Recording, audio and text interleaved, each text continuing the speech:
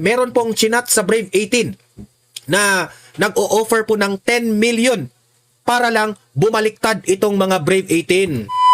Dapat itong sagutin ni Trillanes kung totoo ba ito. Kasi may ebidensyang ipinakita itong si Attorney Baligod. Okay? Pero bago ang lahat guys, help me po muna na i-like at saka i-share itong ating video para guys kakalat ito sa taong bayan. Okay?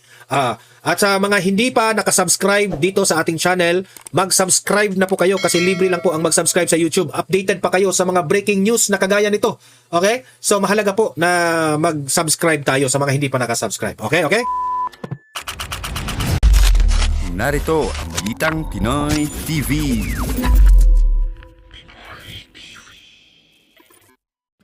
Okay, heto po, meron pong breaking news. Nag-trending po itong si Attorney Baligod, itong mga attorney ng Brave 18, okay? Sa kanyang post sa Facebook, okay, na meron siyang ipinost na isang text message, okay? Hindi po ito, gawa-gawa lang kasi po, pinicturan po ang isang cellphone na may message. At sa pagkakaunawa ko, ang pinatutungkulan niya dito ay si Trillanes. Okay? Na di umano, itong si Trillanes, o si Trillanes ba, o mga tauhan ba ni Trillanes, nag-chat sa mga Brave 18. Okay? Meron pong chinat sa Brave 18 na nag-o-offer po ng 10 million para lang bumaliktad itong mga Brave 18. Tingnan mo na. So, alamin po natin ito ha. Di umano ha, dapat itong sagutin ni Trillanes kung totoo ba ito. Kasi may ebidensyang ipinakita itong si Attorney Baligod. Okay? Yan ang una nating pag-uusapan. At pangalawa nating pag-uusapan ay itong interview ng political analyst Professor Malu Tikia. Okay? Political analyst Malu Tikia na in-interview siya ng One News patungkol po sa impeachment ni VP Sara. Ano ang kanyang analysis dito? Ano ang posibleng mga mangyayari, okay, sa parating na impeachment trial laban kay VP Sara. So, yun po ang ating pag-uusapan ngayong gabi na ito. Pero bago ang lahat guys, help me po muna na i-like at saka i-share itong ating video para guys kakalat ito sa taong bayan. Okay? At sa mga hindi pa nakasubscribe dito sa ating channel, mag-subscribe na po kayo kasi libre lang po ang mag-subscribe sa YouTube. Updated pa kayo sa mga breaking news na kagaya nito. Okay? So mahalaga po na mag-subscribe tayo sa mga hindi pa nakasubscribe. Okay? Okay? Eto na nga, unahin muna natin itong post ni Attorney Baligod. Ito sa kanyang post sa Facebook. Eto ba sinasabi mo Trill? Ang spelling is T-R-I-L-L. So, wala akong ibang naunawaan ko na si Trillanes po ang pinatutungkulan ni Attorney Baligod. Tapos, pinost pa niya ang picture ni Trillanes dito. Okay? Ito ba sinasabi mo Trill? Bakit kailangang niyong offeran ng 10 million ang bawat isa sa Brave 18? Para itago niyo ang katotohanan? Lousy kayo talaga. Ayan, Trillanes. Sinabi ni Attorney Baligod Trillanes na lousy ka raw, ha? Lousy ka raw. Ito hindi ko ibig sabihin na totoo ito. Ito, nagbabalita lang po tayo dito, ha? Dapat ito, sagutin ni Trillanes kung ito ba'y totoo o hindi. Okay? So, ito, ang daming nito 13.3k likes, ha? 13,000 likes. 1,800 po ang nagko-comment. Ang nag-share nito is 2,700. So, meaning to say, ang daming nakakita nitong balita na ito. Okay? Lakihan natin. Ngayon, lakihan natin. Ito yung text message. Lakihan natin para alam ninyo kung ano yung tinext umano sa kampo ni Trillanes. Ito po, at liitan muna natin ito at lakihan natin para makita natin ang buong buo. Yan. Yan, kita ninyo? Sa cellphone yan, ebidensya po ito, pinictura nila sa cellphone. Ayan, sabi dito, pero ang sisimulan ko dito, dito. Yan, sisimulan ko dyan, yan. Pero ang maganda nito, maatras ang mga kaso mo. Saka, batch tayo, yan, importante. So, sa pagkaka-understand ko dito, cellphone ito sa isa sa mga 18 ex-Marines na chinatan siya, okay?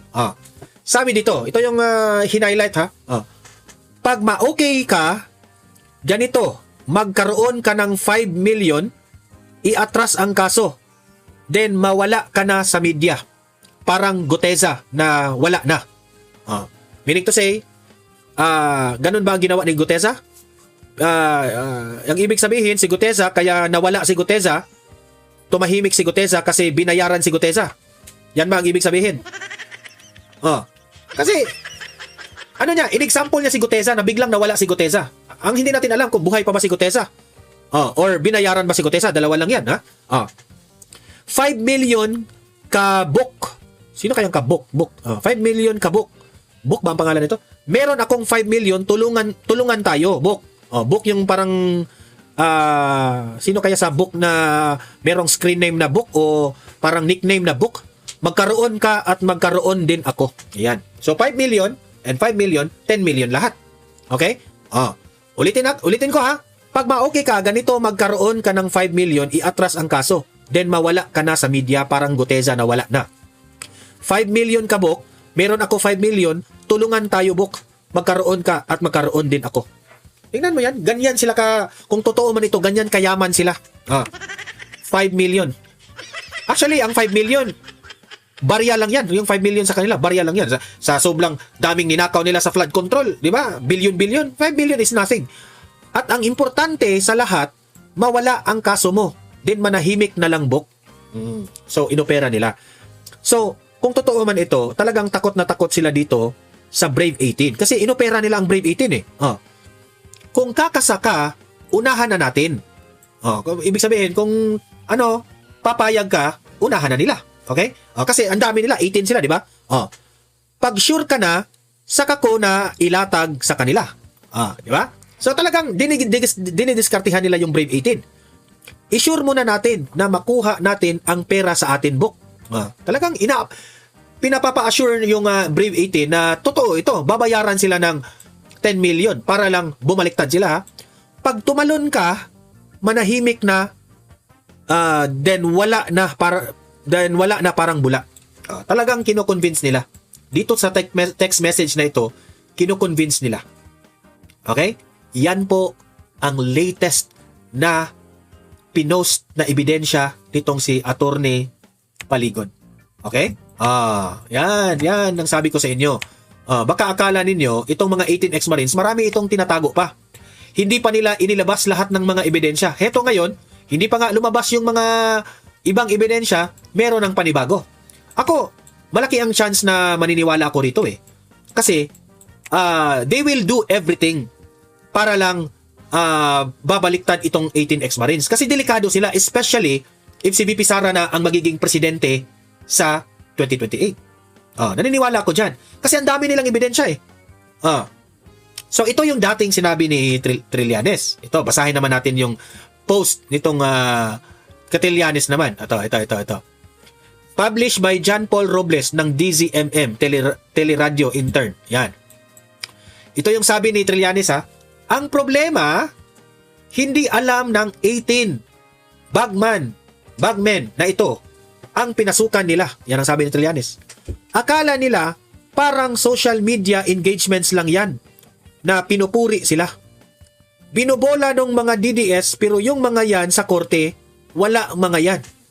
Kahit na ilang engagement ang ibigay sa inyo dyan at ilang papuri ang ibigay sa inyo dyan, pero sa korte, kayo lang.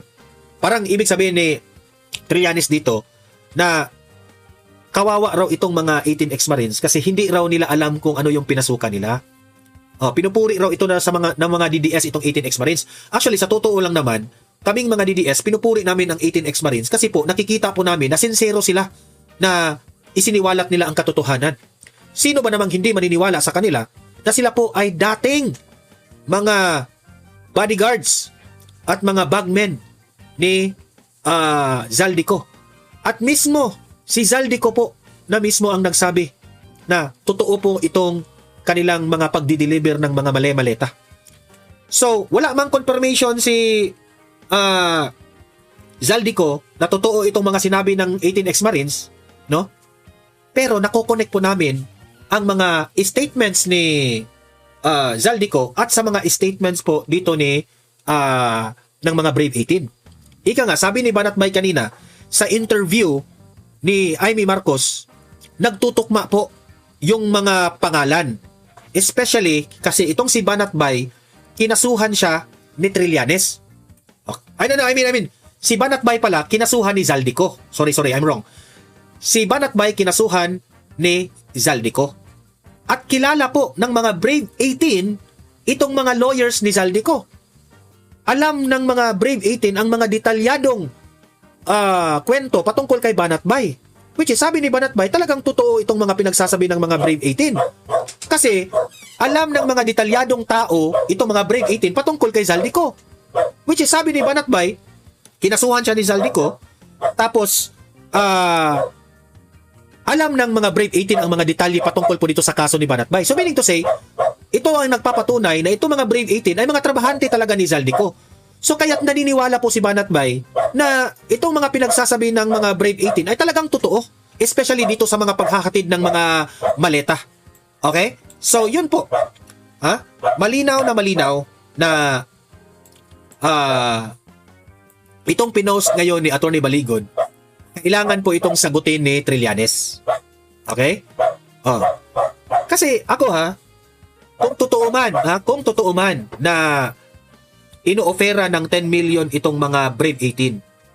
Kasi mantakin nyo kung ikaw na Brave 18, there is a big tendency na babaliktad ka. Imagine 10 million, wala ka ng problema. Meron ka ng 10 million. Tapos, matiwasay na yung pamumuhay mo. Hindi ka nakakasuhanin yung mga, kasi yung Brave 18, ang dami nilang binanggit na mga malalaking pangalan, di ba? Naghahatid sila kay Stella Kimbo, ni Dilima, ni Trillanes, sa mga ICC. Naghahatid sila sa presidente, kay Sandro Marcos. Ang daming mga malalaking mga pangalan na binanggit nitong mga Brave 18. Okay? So, kakasuhan sila. At itong mga Brave 18, wala silang pakialam kung kakasuhan sila kasi alam nila, nagsasabi sila ng totoo. Pagdating doon sa korte, marami po silang maisiwalat na ito ay katotohanan. So, kampante sila na katotohanan ang mananaig. Pero kung ikaw Brave 18 ka, kung ikaw mukha kang pera, maano ka talaga? Maaakit ka talaga sa 10 million. Imagine, bibigyan ka ng 10 million, tumahimik ka.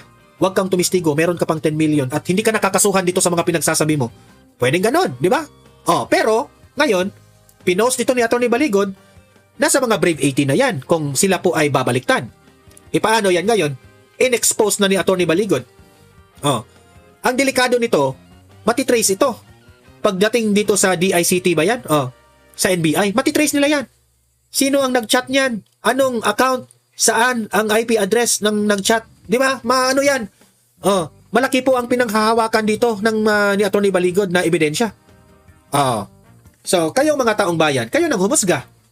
Ano sa tingin ninyo? Totoo bang ginawa ito ni Trillanes na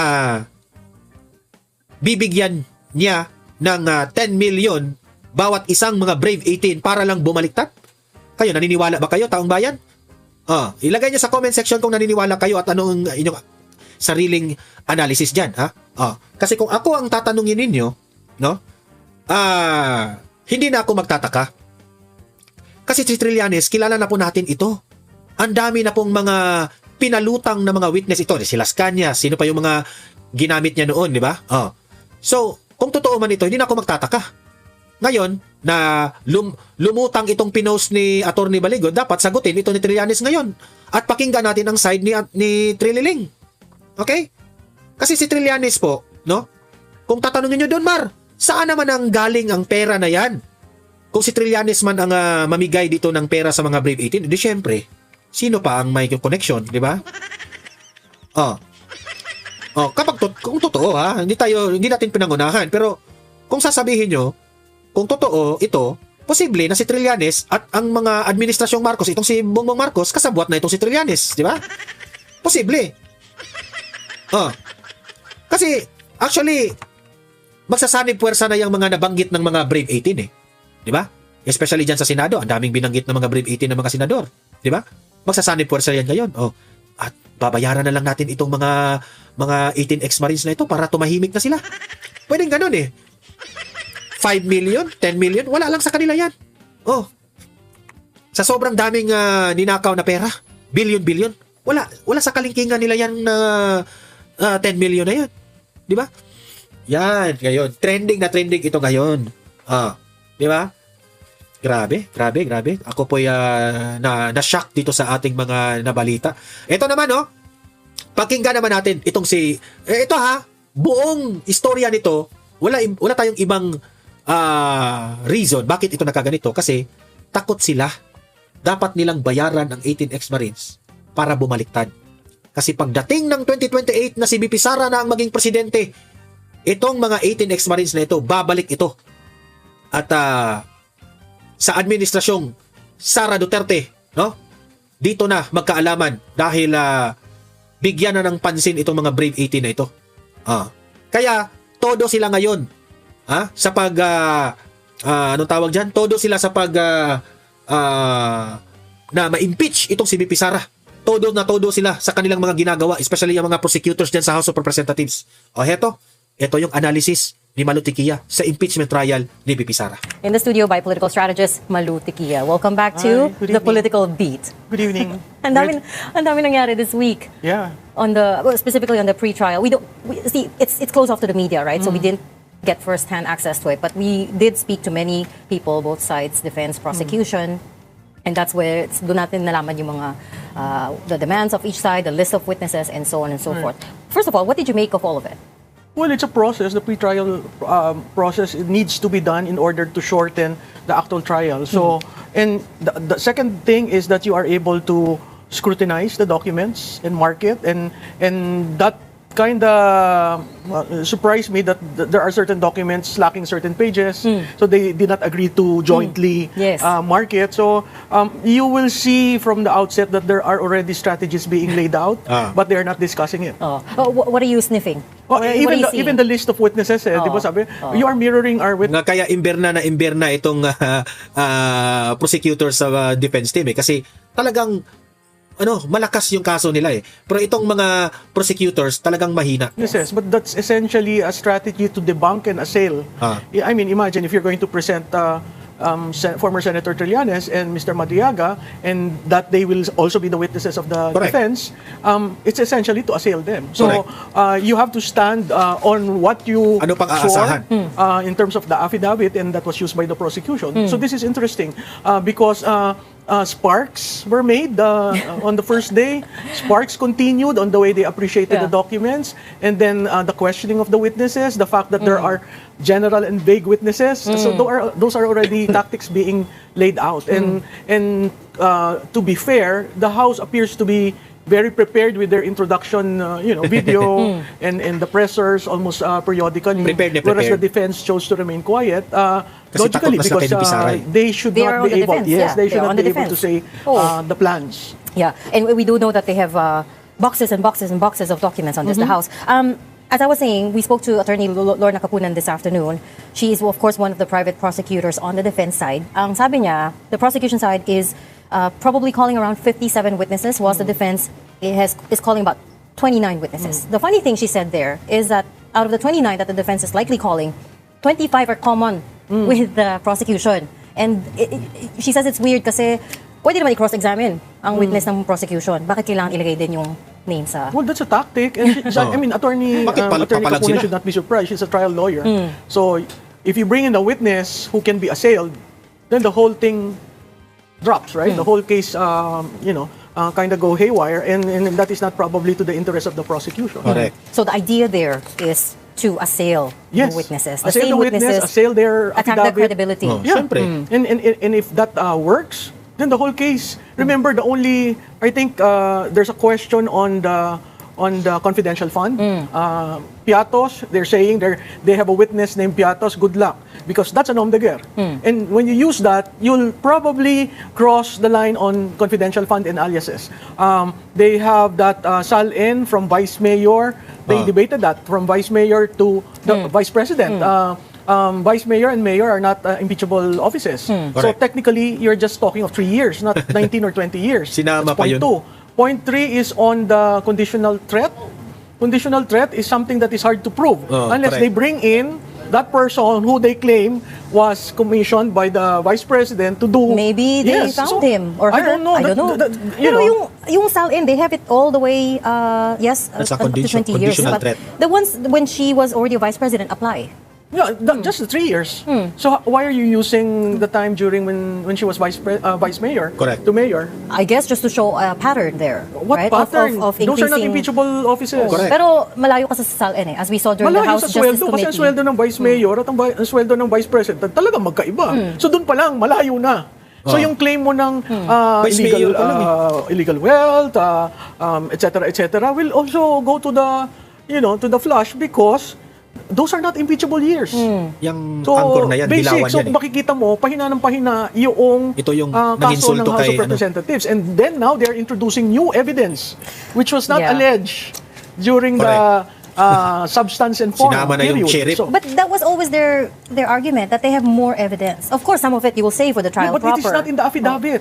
But it is enough. Kasi yung sa Justice Committee hearing, you were not itong angkor looking nito, for dilawan. proof beyond reasonable doubt. It was a much Pinagpilitan lower pa yun. Yeah, threshold, but that is right? not the role of the House of Representatives. Yeah, That's the role correct. of the trial court. Correct. So, You wrote a column arguing that this is sorry, Wala let me kang shift to the mapapala Senate kay because it's related. Malatikia. You wrote that the Senate, what's Pahiya ka. happening there is a succession war designed to find a more pliable candidate Yes. for 2028. yes. And, Talk us and- through that. Why do you think so? Because if you are able to convict the vice president, then the incumbent president, can choose from the House of Representatives or the Senate who will be the vice president.